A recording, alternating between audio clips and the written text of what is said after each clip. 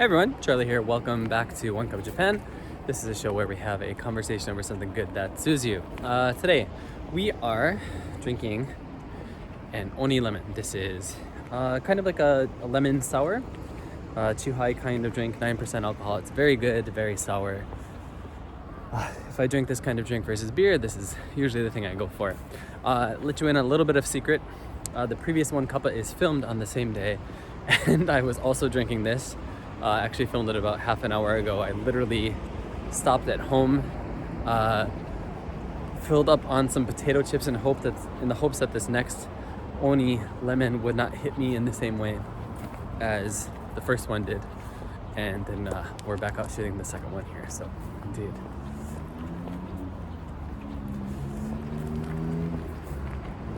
What was I gonna say? All right, so anyway, we're back on our stroll here.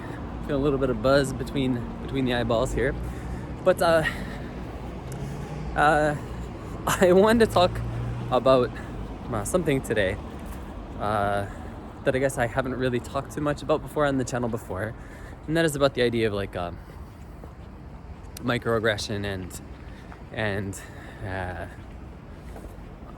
xenophobia or xenophobia. I'm probably not going to talk all that much about, but to talk about things that maybe it'd be better to reduce it to saying something that maybe the things that might be done to you as a foreign person that wouldn't be done to you if you were Japanese. So, just to give you some background, I have lived in Japan for 7 years. I lived here for a year as an undergraduate. I came over here and I studied how basically the Tokugawa reforms and the Tokugawa shogunate were essential in forming modern day Japanese society. So that's what I spent a year doing over here in the Nagoya area. Out of the first half of that, I spent at a university called Aichi Kyoiku Daigaku, the Aichi University of Education in Kariya City. And then after that, I based in Kariya City with the same home family, the same homestay family. And after that, as I was staying with them, I went to places like Okazaki Castle and a bunch of libraries, including prefectural libraries, to look at a variety of sources, and I did a whole bunch of stuff. It doesn't matter. And then I am now my 6th year of actually living here as a Japanese resident, paying taxes, working here, feeding into the economy, all that jazz. And in that time, I think it's probably clear by now, I have developed a more realistic love for this country. I think before I had a more weebish kind of view of Japan. Well, probably after I did my study abroad experience here, I didn't really have that weebish view so much anymore, though I still had some unrealistic expectations of the place and the people through no fault of their own. And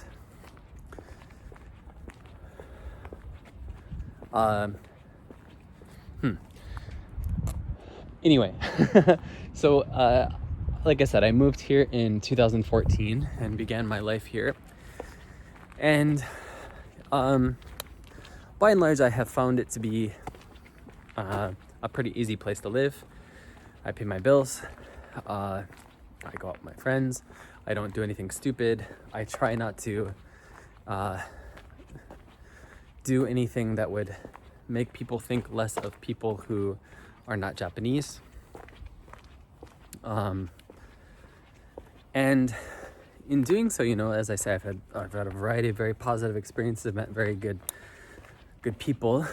But there have been some things that I have experienced that are really kind of shitty, ranging from what I suppose would qualify as sexual assault to just, I don't know, microaggression. I don't know what to call it. Shitty treatment. I don't know what else to say, but so I guess we'll start from the things that stick out the most. I have talked about many times on this channel about how I have a favorite izakaya. And these days, of course, for obvious reasons, I don't go so much. Maybe once every 2 months just to get a beer when I can tell nobody's in there except for the master, except for the shop owner.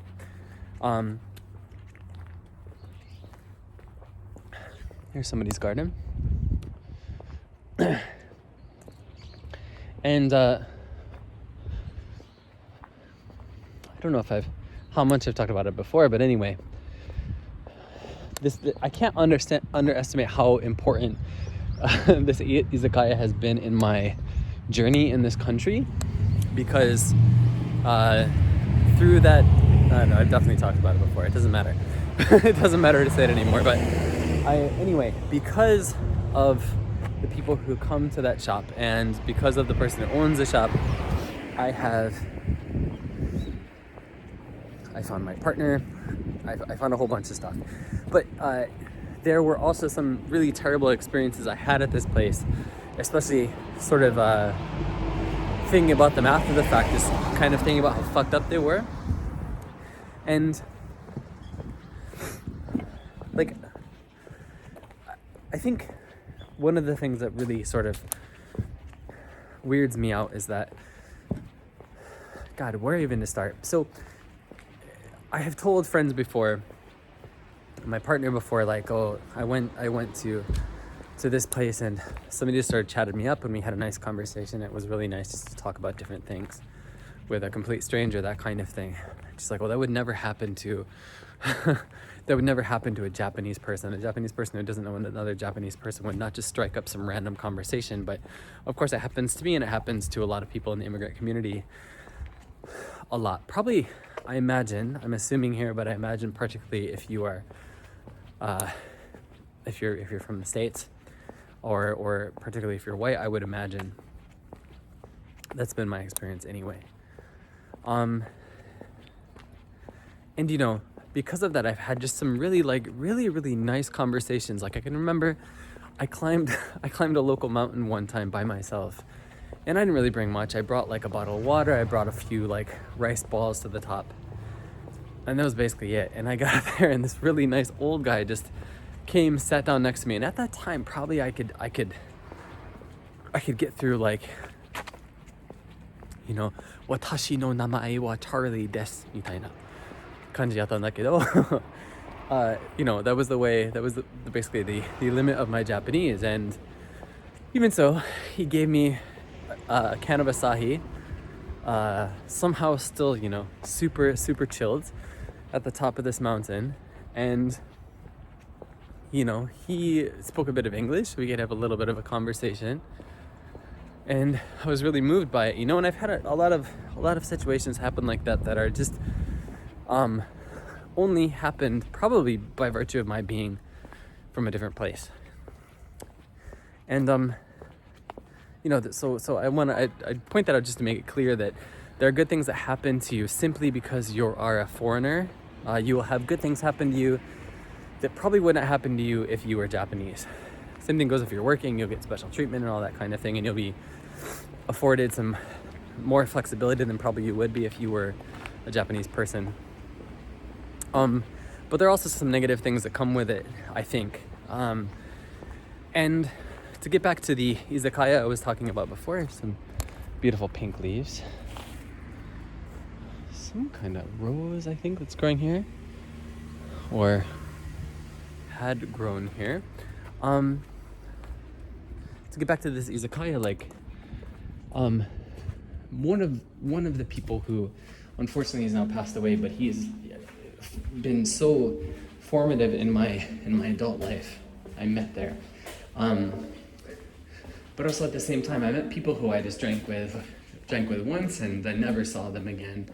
Or like, if I see them again, it's just like we raise a glass to each other from across the way, and there's nothing deeper than that when we go back to the same izakaya. But then there have been other times where I have met men who will be like, will just start talking about how, like, they assume because I'm from the States especially, that like I'm just gonna like screw anything that walks, basically. Or like me and my partner, or at the time we weren't together, but basically it was like, oh, well, you just want to screw anything that walks, like that kind of thing, and like that, and really like vulgar talk too, like about like favorite positions and like really descriptive kind of pornographic conversation kind of thing, like in the middle of a bar kind of thing. And you know, I think at that time I wondered like, okay, is this conversation just happening because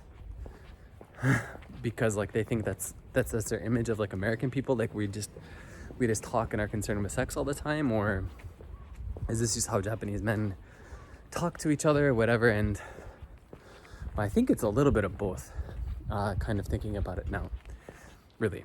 Let's go ahead and cross the way here. Oh God, something smells good. Konnichiwa. Older gentleman out for his evening run. And you know, the conversation made me uncomfortable, but I was like, okay, well, I guess I can deal with it if it's a conversation. But what happened a number of times was during this was like, I bet you like to do X, Y, and Z, or I bet you've got like a giant package. And then, which is like, okay, well, you can laugh it off and you'd be like a dude, bro, and be like, oh yeah, totally, like, you know. And admittedly, I did that because, I mean, to be honest, if people think you're like hung, what are you gonna say? No, bro, are you gonna dissuade them from their notions? Like, let's be honest here, you know. So whatever. But where it became uncomfortable, or it began to become uncomfortable, is like at the same time they're talking about this, they then proceed to like grab your shit to like check to see if their words are true, right? And it's not just like a little pat or anything like that. And even if it were just a pat, that doesn't make it okay. But it's like, this is like a full on, like they're trying to like,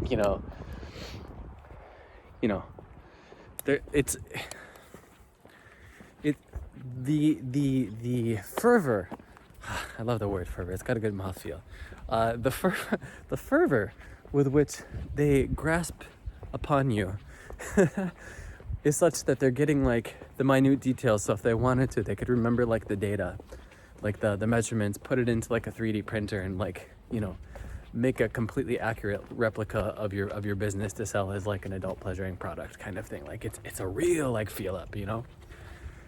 And the first time it happened, I was like, Jesus Christ, like is this normal? Like,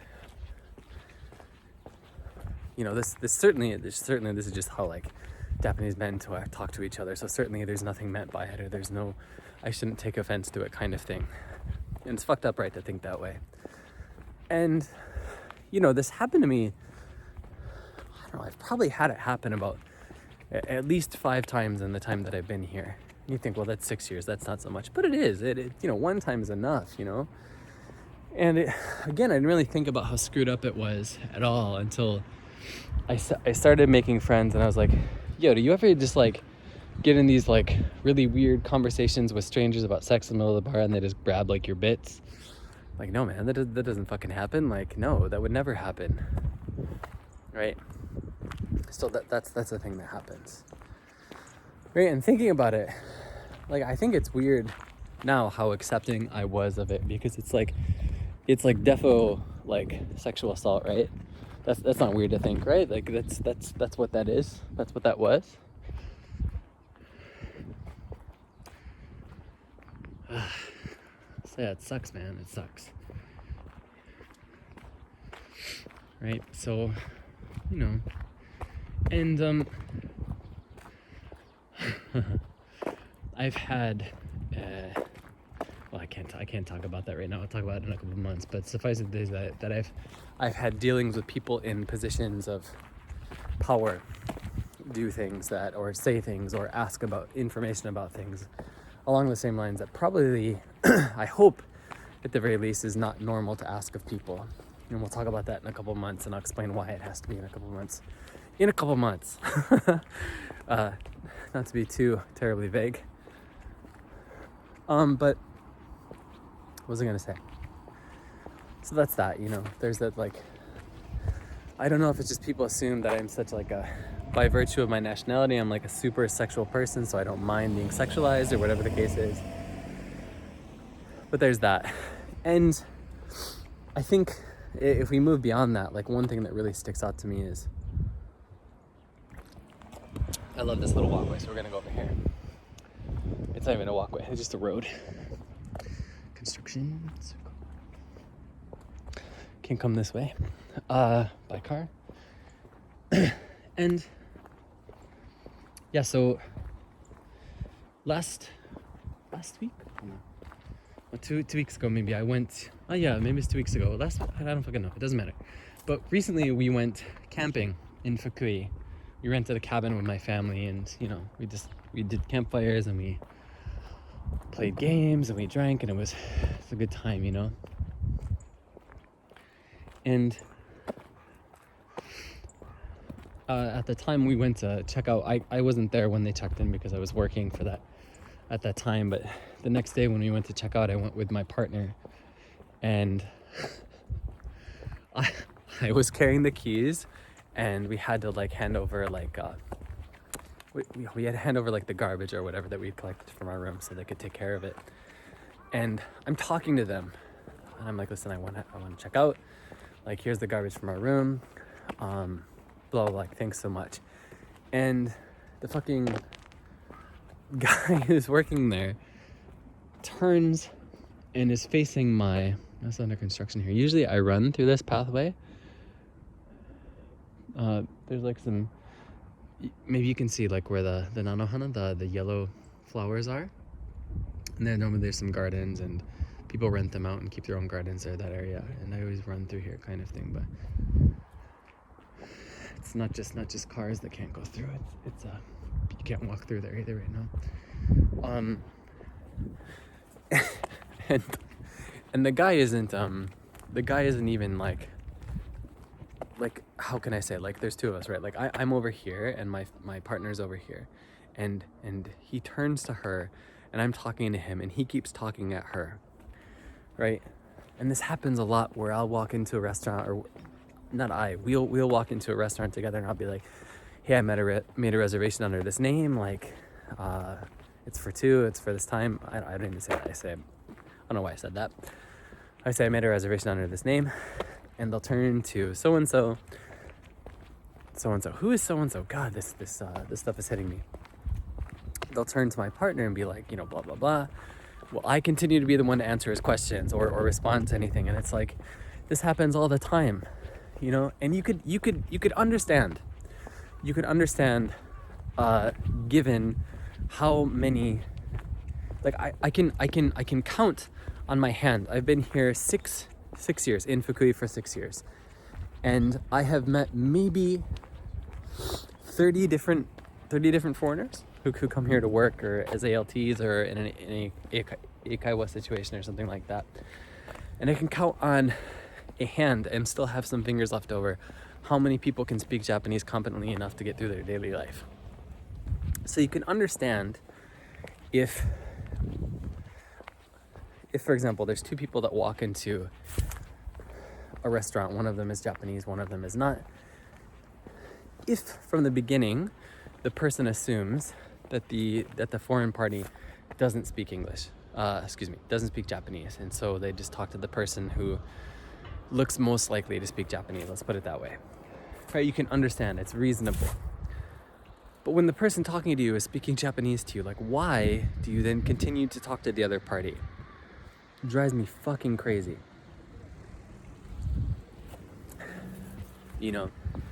And there are the other things, right, which you hear about a lot. People get really pissed off when someone says Nihongo jouzu desu ne, right? Even though you've only said thank you or hello or something like that, because it comes across as condescending and all that kind of thing. And I don't care about that. It's so petty to get all pissed off about it. It doesn't matter. Maybe there's a small subsection of those people who say those things who are being condescending, but mostly people are just trying to be nice to you, right? And inflate your ego a little bit, I think. Right? And there's I don't think there's anything that's sort of like, people aren't trying to be dicks by saying that to you, I think. Could be the case, but I really don't think so. Whereas it takes a bit of like conscious action to face the person who A, is not talking to you, B, to face away from the language that is coming at you to speak to a completely different person, right?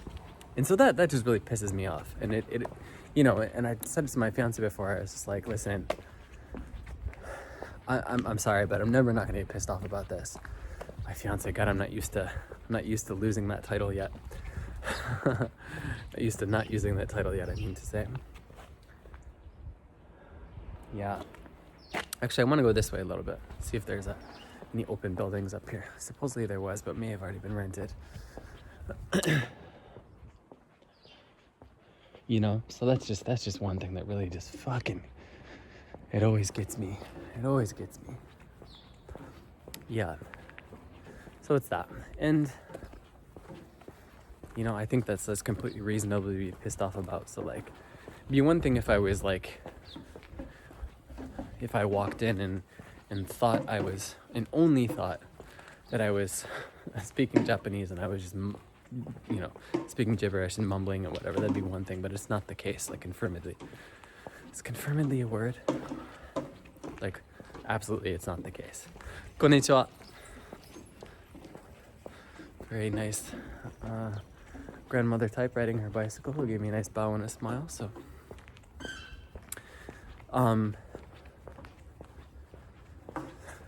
yeah.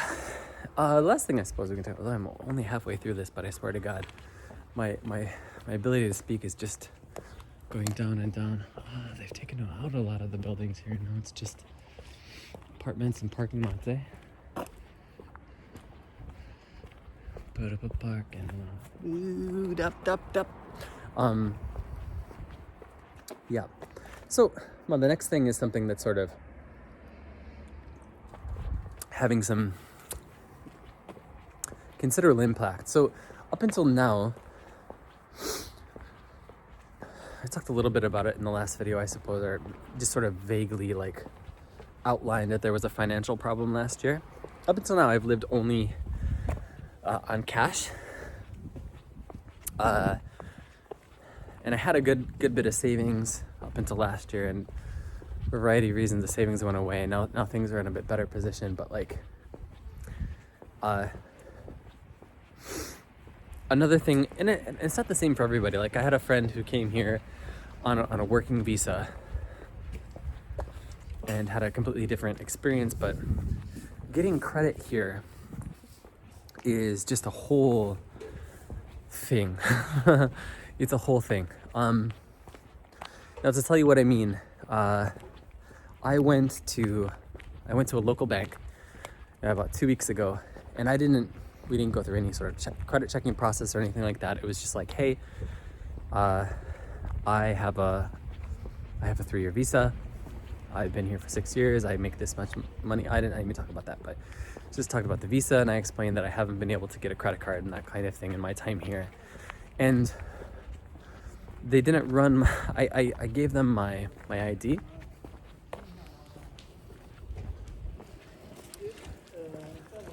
I gave them my ID and my bank card because I have an account with them. And they didn't run it through a computer or anything. They just looked at something in a book and like, I'm sorry, we can't offer you credit at this time. Like, bitch, I could be making like $50,000 a day, right? And you wouldn't know it because you didn't bother to check, like that kind of thing.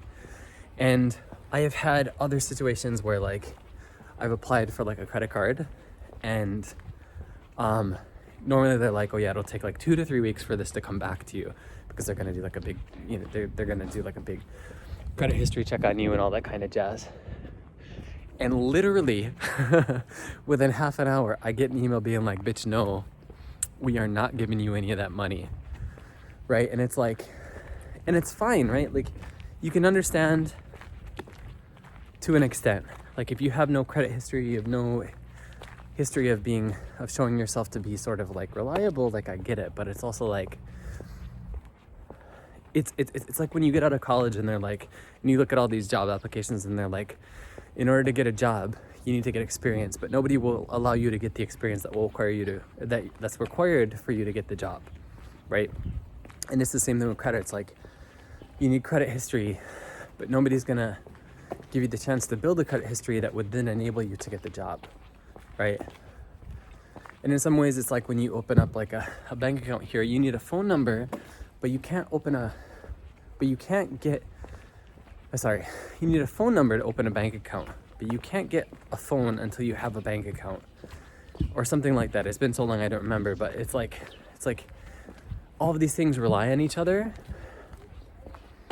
and without one you can't get the other. And it's like how do you deal with any of this? And so especially now, like where we've built a house, and luckily like that I was basically just a co-signer in that arrangement. Like there was no problem, but especially now where there are things happening where I need money in order to build my own future. Right, and I could just pay for everything out of my savings, but then I wouldn't have savings. So like if my family needs something, or I need to, actually pay for something immediately through cash, like then I'm fucked, So it's like, okay, what do? Do you take this big gamble with your life savings? And anyway, it's just like, right, and you could understand if it was a matter of you just having shitty credit and you having like a history of like, not taking care of your finances properly. But like it's just like people just take a glance at your ID, and even if you have like 2 or 3 years left on your residence card, which is supposed to be like enough to at least qualify, they'll be like, no, I'm sorry, we can't offer it to you at this time. Now that being said, what do I want to say here? As I said, it's not as though this is necessarily a universal experience. I had a friend, again, who came over here on a working visa, or not a working visa, a working holiday. When you're working holiday, apply for a credit card and get his credit card approved. At that time, I had been working here for, I think, like 2 or 3 years, so it really pissed me off, to be honest. But like, I mean, what are you gonna do, And then, as with anything else, I mean, there are some companies or financial institutions that are willing to cut you a break. And what I was able to do finally was like, go to like a super local bank. Not the one that I talked about that was like, just took a look at like my ID and my cash card and then like completely blew me off. But like the other company that I had been using for longer. And they were like, okay, well, I mean, it looks like everything's good, so there's no reason why you shouldn't be able to apply it, right? Like, that seems sensible, But it's like when people write you off in 5 minutes just because your ID doesn't say citizen on it, it's like, it's so shitty, right? So, I don't know. I feel like I've done a really good job over these past, well, not so much this year, or probably even last year, but when I was an active YouTuber and tweeterer of kind of talking up all the good things about life here and about all the reasons why I love it. And well, I didn't feel that was disingenuous, because it always struck me as odd that people found people shitting all over the country as somehow more genuine and more honest, and therefore more worthy of viewing, like that kind of thing. I don't know. I just thought maybe now I'm here and I'm doing what I'm doing, and I feel the way I feel, and I feel like it was a good time to kind of just talk about some of these things that aren't so great necessarily, and I mean, all of them are things that can, well, probably not the second one so much. Like it's just really shitty that people are gonna like not take you seriously and talk to your partner when you're clearly the one speaking to them. But like, if people are just gonna think it's cool to like assault you, or if people are not gonna give you like a credit card that you could use to kind of help build your life here, or are not gonna give you a loan. It's a same gentleman from before. Pretty fast fella. Or they aren't going to give you a loan that you could use to, for example, like build a house or start a business or whatever the case may be, right? And by the way, doing those things would help you to be like a better contributing member of society, a bigger contributing member of society, right? Like, it just seems so strange to me. So anyway, airing frustrations while hopefully simultaneously giving you some useful information. On that note, as we pass this shopping center called Heiwado, which is also my last name, and I never hear the end of it if ever I make a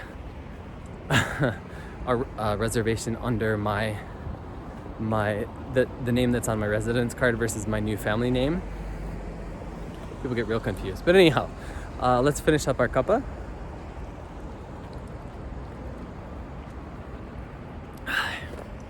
The evil comes at the end. And let's finish up there. Thank you guys as always for watching.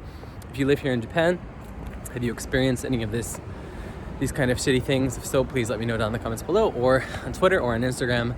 And thanks guys. Love your faces, and I'll see you very soon indeed. Cheers.